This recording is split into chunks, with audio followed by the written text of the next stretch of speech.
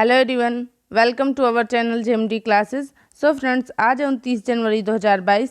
आज से जो भी इम्पॉर्टेंट करेंट अफेयर्स होंगे वो हम इस वीडियो में डिस्कस करेंगे। तो चलिए स्टार्ट करते हैं। आज का फर्स्ट क्वेश्चन है, डेटा गोपनीयता दिवस यानी कि डाटा प्राइवेसी डे निम्न में से किस दिन मनाया जाता है? इसका करेक्ट आंसर है 28 जनवरी।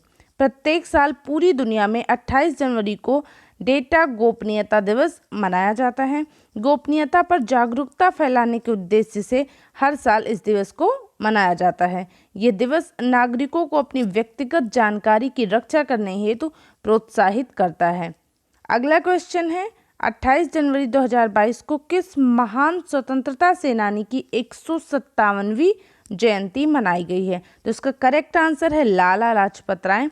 28 जनवरी 2022 को महान स्वतंत्रता सेनानी लाला लाजपत राय की 157वीं जयंती है। उनकी देशभक्ति के लिए उन्हें पंजाब केसरी और लायन ऑफ पंजाब का खिताब दिया गया है।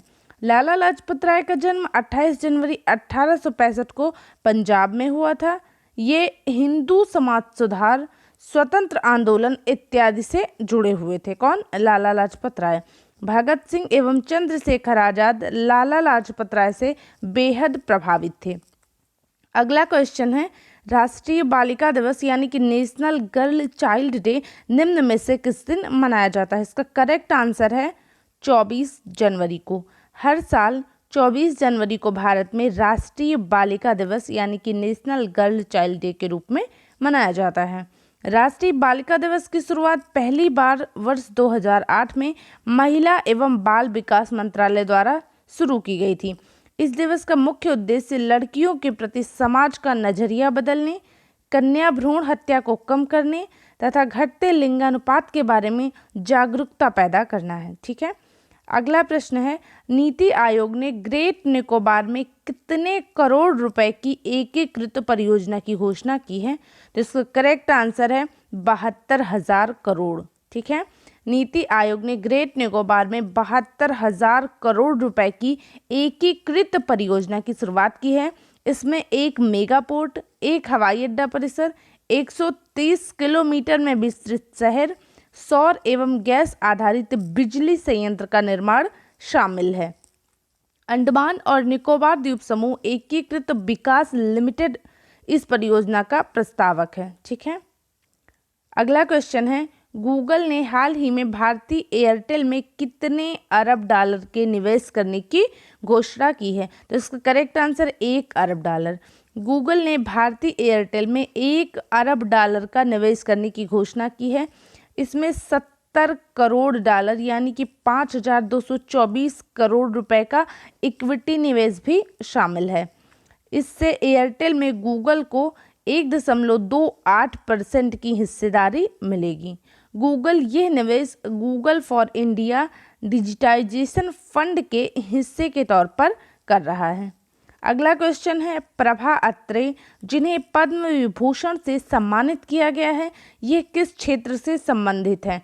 तो ये संगीत से संबंधित है। कौन? प्रभा अत्रे। भारत के राष्ट्रपति श्री रामनाथ कोविंद जी ने 73वें गणतंत्र दिवस की पूर्व संध्या पर 128 पद्म पुरस्कार प्रदान करने की मंजूरी दी। 89 वर्षीय किराना घराने की गायिका प्रभा अत्रे को पद्म विभूषण से सम्मानित किया गया है। उन्होंने एक ही मंच से हिंदी और अंग्रेजी दोनों में संगीत पर 11 पुस्तकें जारी करने का विश्व रिकॉर्ड बनाया है।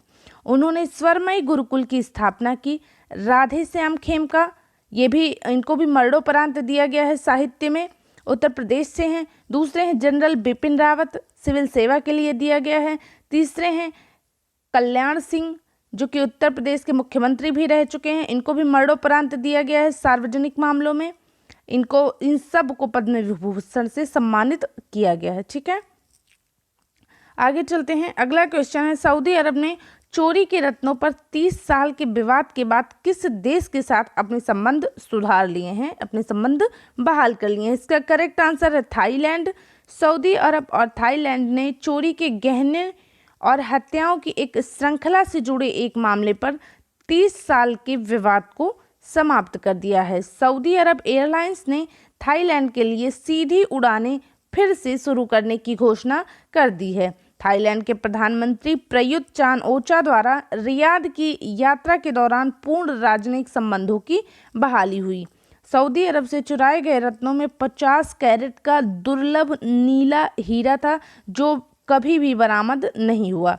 इस विवाद के कारण व्यापार में भारी गिरावट आई है और थाई प्रवासी श्रमिकों के लिए नौकरी का नुकसान हुआ है।